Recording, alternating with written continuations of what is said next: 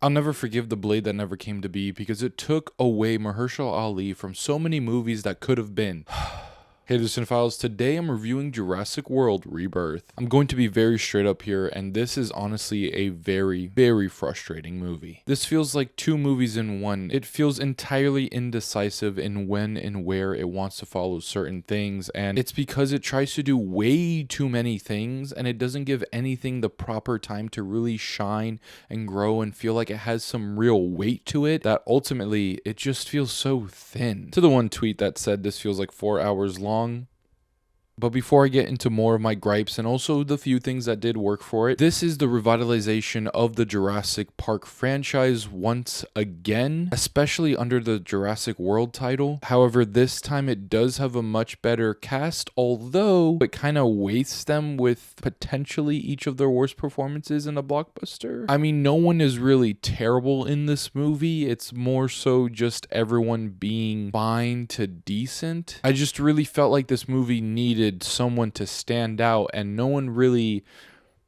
took that upon themselves. In this, you basically have two different storylines. The first one being the one that's actually being marketed, which follows this team going back to an island full of dangerous dinosaurs trying to extract a few things. Kind of been there, done that, but this time it's a little different. And the other one actually being something that would have been very interesting if it was its own movie. I'm not really going to get into it here, but I do think it's probably more my favorite of the two different storylines, or at least the one I would have been much more interested in if it was its own feature. So starting with the A storyline, I mean, look, I love these actors that are in this. However, that script and just the direction they were following, it didn't do them any favors. Meanwhile, when it's juxtaposed with the B storyline, they had the best scenes in the entire film. To me, Jurassic Park as the entire franchise really works best when it really leans into horror, or at least terrifying moments and scenes. And the terrifying moments and scenes with this B storyline, some of it may be among the best of the entire franchise, I'm not gonna lie. I didn't really feel like I was starting to lock into this movie until we got the first scene with the B plot. But with that being said, as much as we went back and forth from the A to B, as much as I was liking the scenes with the B plot, you could feel that just like, all right, as soon as this is done, we're not gonna see this plot for another 20 to 30 minutes, and we'll come back to it eventually and kind of rev things up again just to forget it once more. So it really was just kind of disheartening the whole time, just being like, okay, I'm excited, and now it's boring, and then I'm excited and now it's boring. It's just not the best roller coaster to be on. I will say overall too, the score was just very distracting and felt out of place most times. And speaking of feeling out of place, you could definitely see that green screen. Not actually see the green, but my god, you can feel it. And if you were thinking some well-written dialogue or characters were really gonna save the day, I have bad news for you. Knowing the team behind it, I was rooting for this to be a good movie. However, I was worried, and well,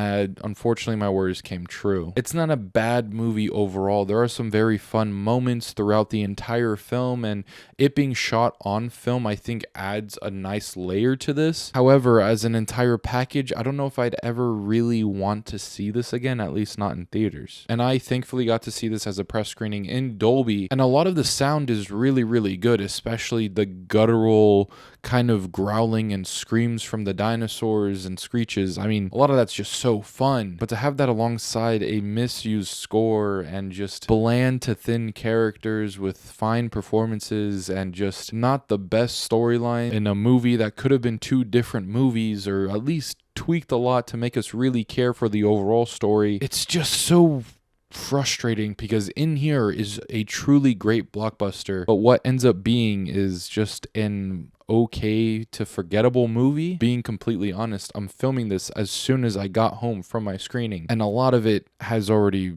left me. Look, this is not the worst thing in the world, and it can be a fun enough time if you're going out with some friends or on a date, I guess, but the conversations after are going to be pretty short. I give Jurassic World Rebirth a 2 out of 5 stars. There are plenty of people calling for the extinction of this franchise, and honestly, as much as I am rooting for this franchise to be good again, I totally get it. But alright, those are my thoughts on Jurassic World Rebirth. Be sure to let me know what you think of it down in the comments below. As always, thank you guys for liking, commenting, and subscribing. Be sure to stay tuned for more Yeti Films content, and I'll catch you later.